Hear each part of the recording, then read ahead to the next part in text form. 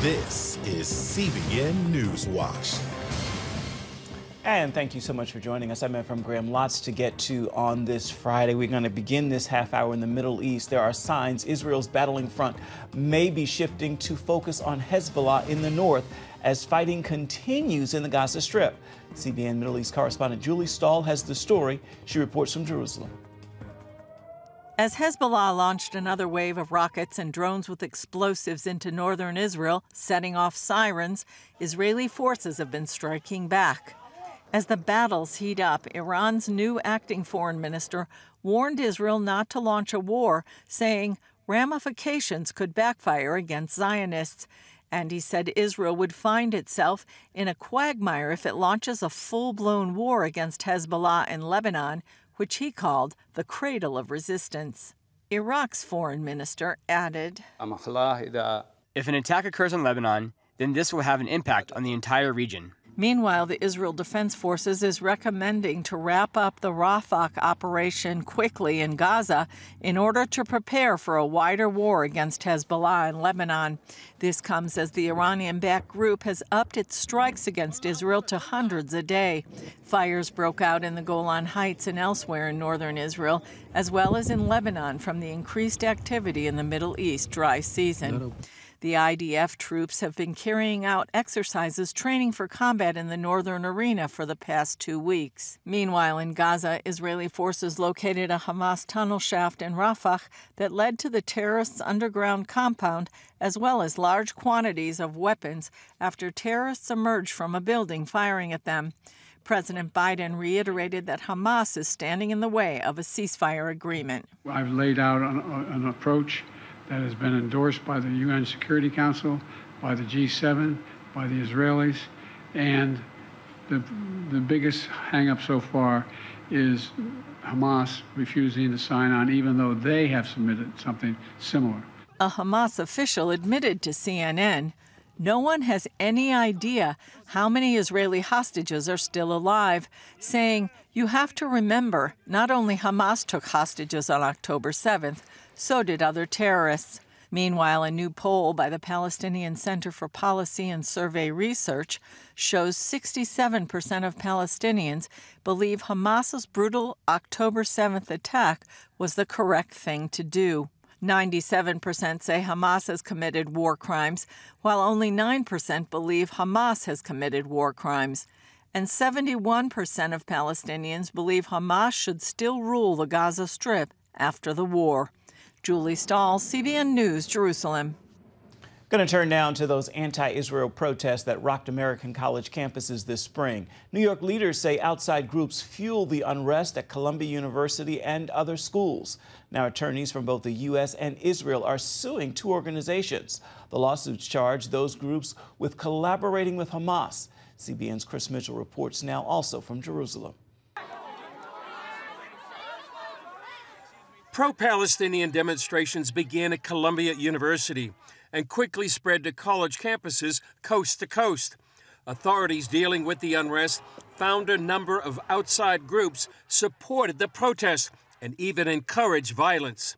The lawsuit filed in Virginia accuses the American Muslims for Palestine and National Students for Justice in Palestine of collaborating with Hamas to serve as their propaganda division in the U.S. These groups are the primary drivers of what we're seeing today happening across campuses in the United States, which have effectively become a second front for Hamas since October 7. Arsen Ostrowski, CEO of the International Legal Forum, working with the U.S. legal team of Greenberg Traurig and the National Jewish Advocacy Center, describes what these groups are doing. They are acting and serving in collaboration and coordination with Hamas, essentially as propagandists and collaborators on campus to try and promote the Hamas extremist ideology. Ostrowski tells CBN News these groups began mobilizing the day after October 7th.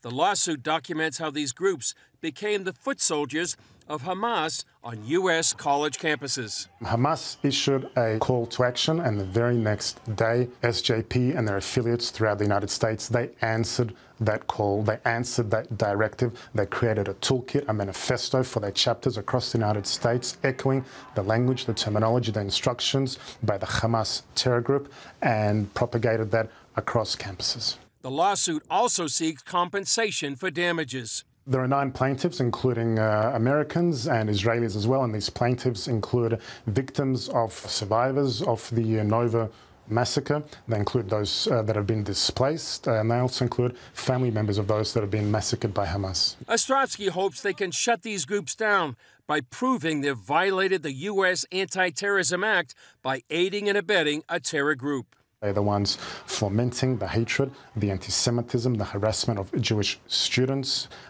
We need to shut them down, and we can do that legally by branding them as a terrorist organization, as a collaborator of the Hamas terror group, and making sure once and for all they cannot be active on campus.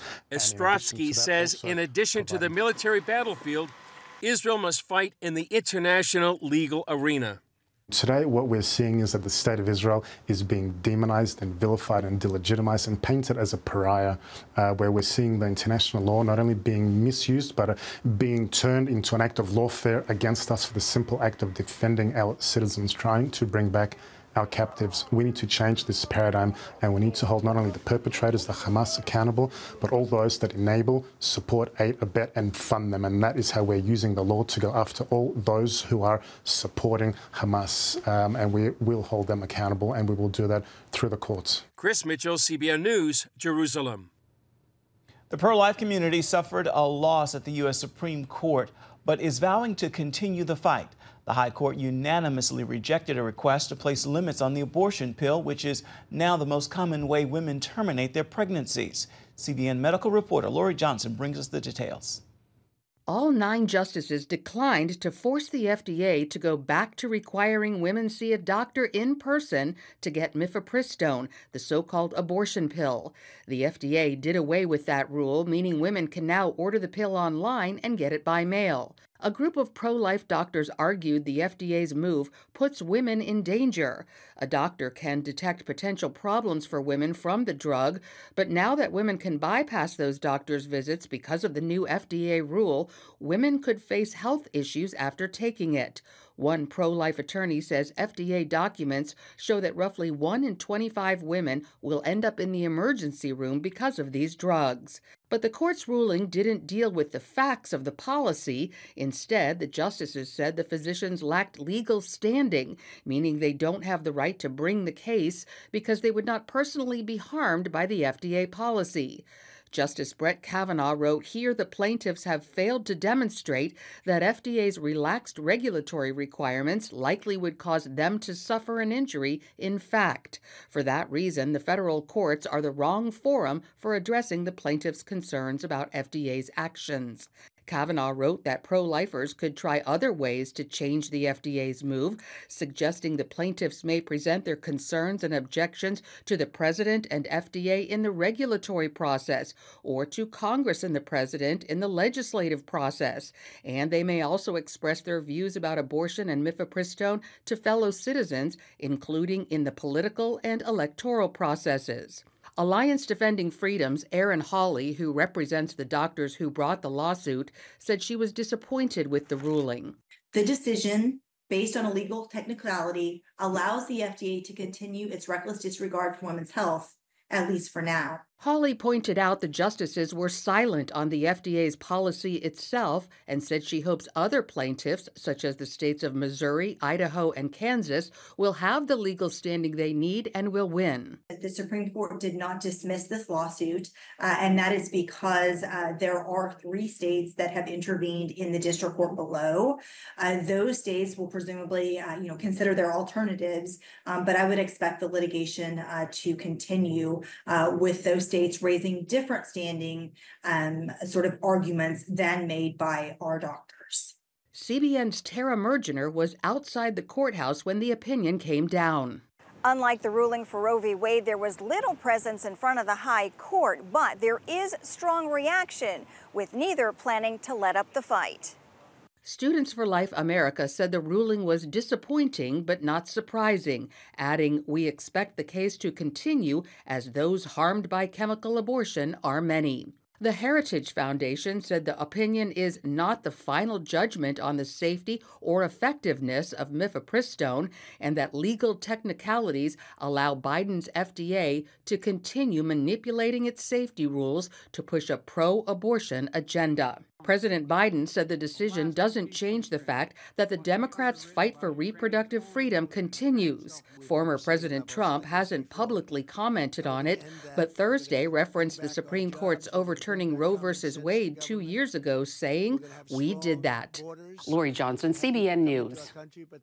When we come back, we're going to take a look at artificial intelligence that stops gunmen in their tracks. See how Zero Eyes is using AI to protect synagogues, churches, and schools from mass shooters. Stay with us. You're watching CBN Newswatch. Welcome back to CBN Newswatch. While lawmakers on Capitol Hill work to keep houses of worship safe, a former Navy SEAL is joining the fight with a company he started to protect venues like churches, schools, and synagogues from attacks using artificial intelligence. CBN's Billy Hallowell has the story. As concern grows over mass shootings, Zero Eyes co-founder Rob Huberty says his company is using artificial intelligence to protect potential targets like schools and houses of worship. So what we do is we take your existing video cameras, that's what we need to use, and we process every frame by frame, every image, every video feed that you have that are your cameras, we don't install anything. And we use our AI that goes over them, and what it does is it looks for guns that are exposed. Within seconds, Zero Eyes pinpoints the types of guns being brandished and alerts first responders about the nature of potential threats, as well as the types of weapons assailants might have. Dominic Iacco at Lansing Catholic High School in Michigan says this can offer peace of mind to his school community. My initial reaction was basically, how can we not do this? When you look at kind of the tragic history of these types of scenarios and you see the advantage of the response time that Zero Eyes gives you, as an administrator of a school, obviously you never want something like this to ever happen, but you also want to know that you've done everything possible to make the school as safe as possible. Matt Montana, safety director at Valley Baptist Church in Bakersfield, California, agrees. People want to do us harm. And when I say us, I mean men and women of the Christian faith. Not only the faith-based communities. For whatever reasons, because we live in a broken world, there's a lot of sin out there, and the innocence is preyed upon. His church is preparing to roll out Zero Eyes, and Montana, who worked for years in law enforcement, says the real-time intelligence can help mitigate threats and save lives. What we're doing here, that in itself may deter somebody who has thoughts of doing harm to people at Valley Baptist Church. While Huberty is fully aware of privacy concerns regarding AI, he says his company has intentional safeguards in place. We view ourselves not as the total solution, but as a layer that makes sense. There's no predictive analytics. We're just looking for an object, which is a gun. We're just trying to be the best in the world at seeing guns and trying to give that information to first responders and those who can do something about it first. With mass shootings and acts of violence increasingly directed at synagogues, churches, and faith-based schools, Zero Eyes is offering a viable option for leaders looking to increase protections. Billy Hallowell, CBN News. A group of young adults are making a unique impact for their generation. See how they're helping them to learn more about Jesus. Stay with us.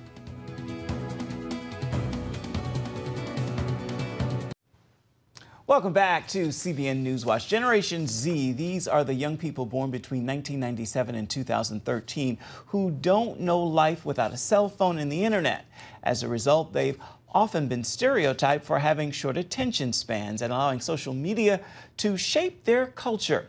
While research shows this age group relies much less on faith and church than the generation before them, it also indicates Gen Z is open to learning more about Jesus. CBN contributing correspondent Paul Petit shows us a group of young adults out of Arkansas determined to make an impact for the generation. A basement full of young adults playing games and hanging out. Then, once the social time ends, they quickly get down to business, talking politics through a Christian worldview. Politics matter because people matter. And so much of our generation wants nothing to do with politics.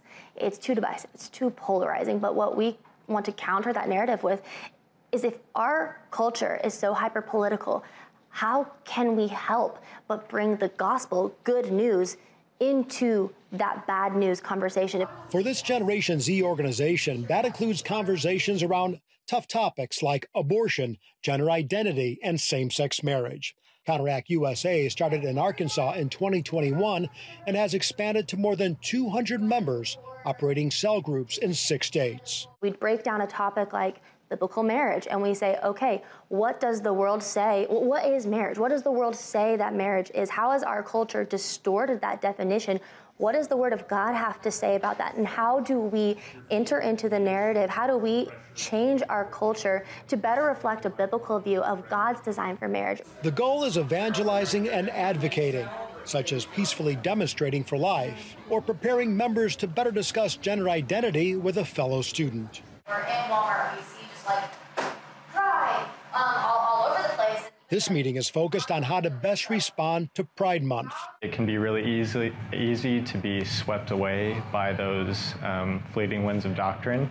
So Counteract for me has been a place where like-minded believers can come together and discuss really honestly what is being taught in culture and what we as believers are called to do about it. The LGBTQ movement is looking for liberation in these sexual identities. They're trying to find their identity in sexuality and gender, but the only identity that can ever satisfy is a relationship with Jesus Christ. I find myself more willing to talk about these things with my family. My cousins, and have practiced and rehearsed these conversations and kind of just fleshed out the ideas to form what do I actually believe. And Counteract USA couldn't be growing at a more pivotal time. Surveys from the Barna Group, a Christian research organization, shows that 82% of Gen Zers, who largely make up our college student body across America, either identify as non-Christians or nominal Christians. And the vast majority of those lean far left when it comes to culture and public policy. If you don't have a firm foundation for a lot of these things, if you don't personalize your faith as a young Christian, then it's going to be not easy, but it's going to be more likely maybe that you're going to see a lot of young Christians continuing to fall away or flounder or falter in some of these conversations. I had students who might have considered themselves a progressive Christian, a pro-abortion Christian, who have started to come to these meetings, who have had these conversations with people, and then within the year they say, okay, I can't help but vote in accordance to my biblical values. Young Christians who were involved in these types of groups like Counteract, they're going to be pretty serious about things, and they're going to be pretty forceful about the ways that their faith should be affecting their viewpoints on politics and culture. And it's going to be really fascinating to see what that looks like in the years and decades ahead. And if you ask these young adults, they'll tell you the future starts now. Gen Z is ready for something different. The Christians in our generation, all they need to be is inspired, encouraged, equipped to actually go in and change their culture, and they will. In Northwest Arkansas, Paul Petit, CBN News. Coming up, we're going to take a look at a ministry on a mission to help dads raise their families. Stay with us. You're watching CBN Newswatch. Welcome back to CBN Newswatch. Pastor Mike Jr. is not just a senior pastor and an award-winning recording artist. He is also the father of 5. I recently sat down with Pastor Mike for a conversation about his church, new music, and his life. And in doing so, I also got his thoughts on fatherhood. When they want to check your DNA, they try to see if the patterns match. And so for me, grandfather's a bishop, my father's a pastor. The pattern was already set. It was in my DNA. And so when I look at my boys, Xander, Michael, Mason, and Miles, I look at my daughter, McKinley, I try to find ways to let my life set a pattern versus my words set a pattern. And you can get more from Pastor Mike Jr., including a conversation about his current tour and new music in a special edition of Studio 5. It's coming up in just a few weeks. As men across the nation celebrate Father's Day, there is a nationwide movement uniting men in one mission: fall in love with Jesus and help their families to do the same. The ministry is called Dad Tired and was founded by Jared Lopes. It offers resources for dads and includes a podcast. I have 3 girls, and I'm so grateful that they let me be their hero or think of me as their hero, but I know I'm not nearly as great as they think I am. When I lay my head on my pillow at night, I know I'm a broken man and need help. And so I just remember thinking, I want to point them to a better hero, a better forgiver, a better provider, a better protector. And so I just wrote this book really to give language to my kids that there's even daddy has a hero, and really to give dads language to say for their kids, as much as you think daddy's awesome, there's someone even more awesome in this family than daddy. He's referencing his children's book, and for more resources and to purchase his latest book, simply go to dadtired.com. Time now for your Friday Faithful, and today I leave you with this. In this age of fathers not being present in the lives of their children, remember, God is our Heavenly Father, and if we allow Him, He can be closer than an absent earthly father. Open your heart. He cares for you, and there is nothing you do that will make Him turn away from you or abandon you. Know this, God's got you. Well, that will do it for this edition of CBN Newswatch. Remember, you can always find more of our news programs on the CBN News channel. You can find them there at any time as well as online. That's cbnnews.com. Take a moment. Let us know what you think about the stories you've seen here today or any day. You can email us, newswatch@cbn.com. You can also reach out and touch us on Facebook, Twitter, and Instagram. We certainly would love to hear from you. Happy Father's Day to all the dads out there, and we look forward to seeing you right back here come Monday. Goodbye. God bless. Make it a wonderful weekend, everybody.